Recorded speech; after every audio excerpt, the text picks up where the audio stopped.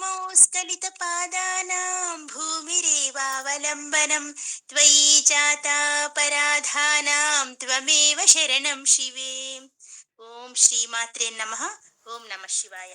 శివానందలహరి రోజుకో శ్లోకంలో ఈరోజు మనం 41వ శ్లోకం గురించి నేర్చుకుందాం. ముందుగా శ్లోకం. పాపోత్పాత విమోచనాయ రుచిరైశ్వర్యాయ మృత్యుంజయ స్తోత్ర ధ్యాన నతి ప్రదక్షిణ సపర్యాలోకనాకర్ణనే జిహ్వా చిత్త శిరోంఘ్రిహస్తనయన శ్రోత్రైరహం ప్రార్థితో మామాజ్ఞాపయ తన్నిరూపయ ముహుర్మామేవ మామేవ చః.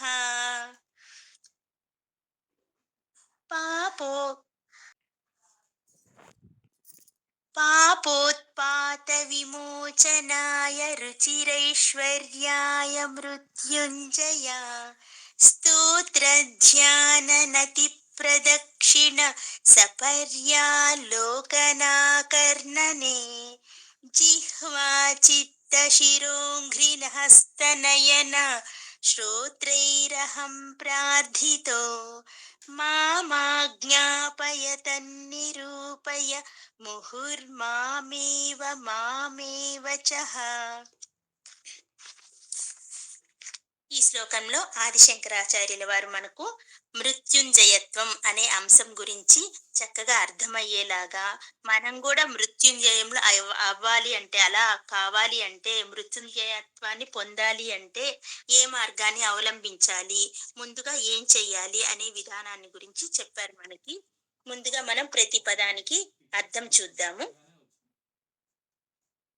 ఫస్ట్ ఈ యాజ్ యూజువల్ ఏమని పిలుస్తున్నారు, దీంట్లో మృత్యుంజయ అని పిలుస్తున్నారు.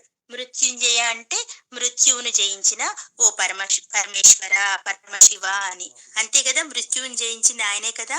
మరి ఇంకా పాపమనే, ఉత్పాత ఉపద్రవముల నుండి, విమోచనాయ విడిపించుకోవడం కోసం, రుచిర ఇష్టమైన, ఐశ్వర్యాయ ఐశ్వర్యాల కోసం,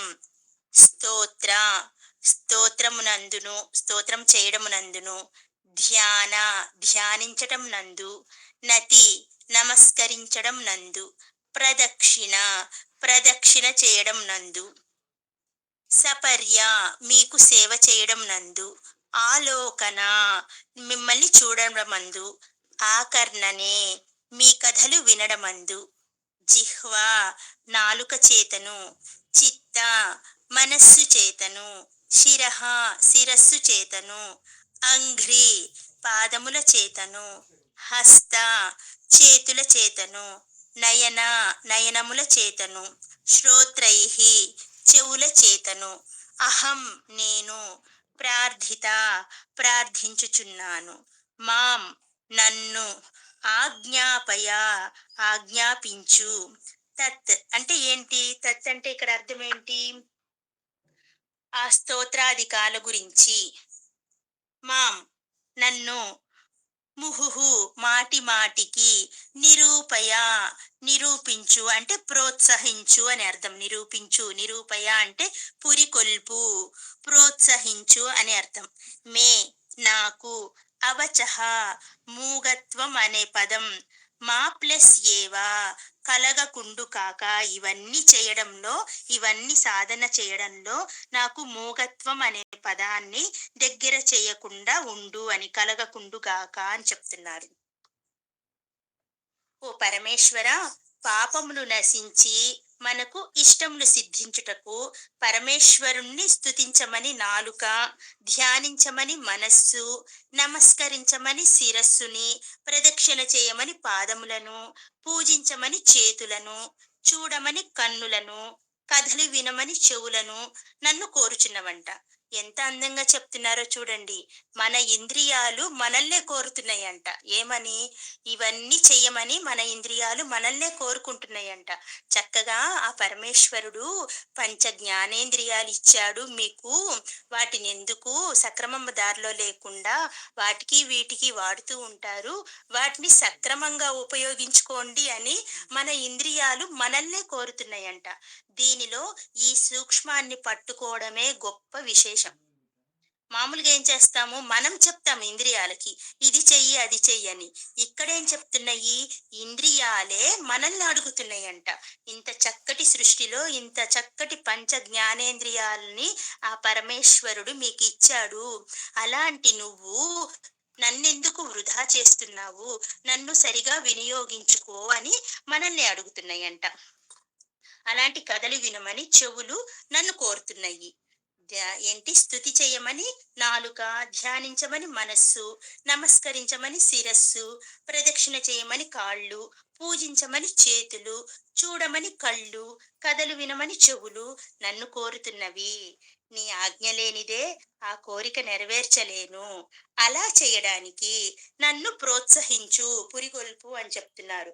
అలా చేయడంలో నాకు మూగతనం అనేది లేకుండా నువ్వే మూగతనం కలగకుండా చూడమంటున్నారు. ఇక్కడ మూగతనం అంటే అవన్నీ చేయకుండా మనం లేజీగా బద్ధకంగా ఉండడాన్ని ఇక్కడ మూగతనంతో పోల్చారు. మూగతనం ఉంటే మనం ఏం మాట్లాడలేం కదా! అలా ఈ ఇంద్రియాలకి మూగతనం లేకుండా నువ్వే చూసుకోవాలి స్వామి అంటున్నారు. ఎంత చక్కటి సంబోధన చేస్తున్నారో ఇక్కడ ఒక్కసారి చూద్దాం మనం. ఎంత చక్కటి పిలుపుతో పిలుస్తున్నారో శివుణ్ణి చూడండి. పాపం వలన వచ్చి పడే ఉత్పాతాలను తొలగించి ఐశ్వర్య విభూతలను ప్రకాశింపచేసే ఓ మృత్యుంజయా అని పిలిచి మొదలు పెడుతున్నారు శ్లోకం ఆది శంకరాచార్యుల వారు. మాటి మాటికి నన్ను ఆజ్ఞాపిస్తూ ఉండు. నిన్ను ఎల్లప్పుడూ ఎలా ఆజ్ఞాపించమంటున్నారు? నిన్ను ఎల్లప్పుడూ స్తోత్రాల చేత శ్లాఘిస్తూ ఉండమని చెప్పు. అంటే శ్లాఘిస్తూ ఉండడం అంటే స్తోత్రాలను పఠిస్తూ ఉండమని, దాని గురించి అర్థం తెలుసుకుంటూ ఉండమని, దాన్ని శ్లాఘించటం అంటారు. శ్లాఘిస్తూ ఉండమని చెప్పు. నీ నామాన్ని నిరంతరం ధ్యానిస్తూ ఉండమని చెబుతూ ఉండు. నీకు నమస్కరిస్తూ ప్రదక్షిణ చేస్తూ నీ మూర్తిని తిలకిస్తూ నీ కథలు చక్కగా ఆలకిస్తూ జీవితాన్ని పవిత్రంగా గడుపుకోమని నాకు పదే పదే నీవు బోధిస్తూ ఉండు. ఎందుకంటే నాకు మరుపు రావచ్చు. నాకు మరుపు వచ్చిందని నువ్వు నన్ను వదిలిపెట్టకు. నా జిహ్వ నిన్నే నిరంతరం పలికేలాగా, నా శిరస్సు నీ పాదాలపైనే ఎల్లవేళలా వాలి ఉండేలాగా, చేతులతోనూ కళ్ళతోనూ నీకు వందనం చేస్తూ ఉండేలాగా, చెవులతో నీ నామాన్నే నిరంతరాయంగా వింటూ ఉండేలాగా నన్ను తీర్చిదిద్దు. మళ్ళీ మర్చిపోతావేమో ఓ స్వామి, నిన్నిలా పదే పదే కోరటంలో ఏ ఇంద్రియము చేతను నన్ను మూగను కానీకు. ఇలా కోరుతూ కోరుతూ పదే పదే కోరడంలో ఏ ఇంద్రియానికి కానీ మూగత్వాన్ని పెట్టకూడదంట. అంటే కళ్ళు మూసుకొని ఉండేలాగా, చెవులు మూసుకొని ఉండేలాగా, నోరు మాట్లాడకుండా ఉండేలాగా అలాంటి ఇంద్రియాలకి మూగత్వాన్ని నీవు కలిగించకు స్వామి అని అడుగుతున్నారు. ఒకవేళ అవి ఏ క్షణంలో అయినా అదుపు తప్పితే ఈ నియమపాలన మాత్రం అలాగే కొనసాగుతూనే ఉందని, ఏ మార్పు లేదని ఎప్పటికప్పుడు నన్ను ప్రోత్సహిస్తూ ఉండు, నీవు నిరూపిస్తూ ఉండు అని చక్కగా అడుగుతున్నారు. శివుడాజ్ఞ లేనిదే చీమైనా కుట్టదు కదా! మరి శివుడు వల్లనే కదా మనకి ఈ ఇదేంటి మనకి శరీరం వచ్చింది. ఆ శరీరంలో ఈ పంచ జ్ఞానేంద్రియాలు ఉన్నాయి. మరి శివుడు ఆజ్ఞ లేనిదే చీమైనా కుట్టదు. మరి శివుడు ఆజ్ఞ లేనిదే అవి అటు ఇటు చెడ్డ పనుల జోలికి వెళ్ళవు. కాబట్టి స్వామి, నీ వలనే ఈ సృష్టి మొత్తం నడుస్తూ ఉంది కాబట్టి నీ ఆజ్ఞ వలనే నా పంచేంద్రియాలు నా స్వాధీనంలో ఉండి మీ కోసమే, మీ ధ్యానం కోసమే, మీ కథలు వినటంలో, మిమ్మల్ని ఆలోకనం చేయటంలో, మిమ్మల్ని ఆకర్ణన చేయటంలో అన్నిట్లో ఉండేలాగా నా ఇంద్రియాలని మీరు ప్రోత్సహిస్తూ ఉండండి అని చక్కగా చెప్తున్నారు. మరి ఆయన చెప్పారంటే మనం గూడా చెయ్యాలనే కదా అర్థం. మరి మనం గూడా ఇంద్రియ నిగ్రహాన్ని తెచ్చుకుందామా ఆది శంకరాచార్యులు వారు చెప్పినట్టు? ఓం నమః శివాయ.